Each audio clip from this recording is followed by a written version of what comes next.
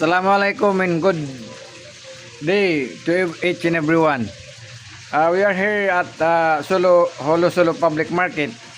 Ganyan ang pag-slice ng ng isda dito sa amin, lalo na pag malaking isda. Binibiyak muna mga kapatid.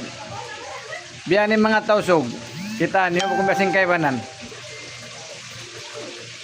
Hindi niulat ang mga boss dito sa Holo.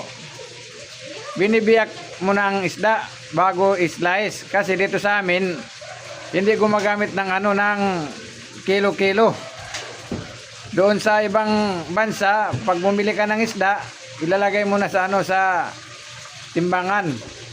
Dito sa amin hindi. I-slice lang, slice. Tingnan mo ganyan kaganda ang mga taga-Solo. Special skill yan ng mga taga-Solo. How to slice a big fish like that. Okay mga guys. Subscribe dito sa channel natin, Abdussalam Daud. Okay.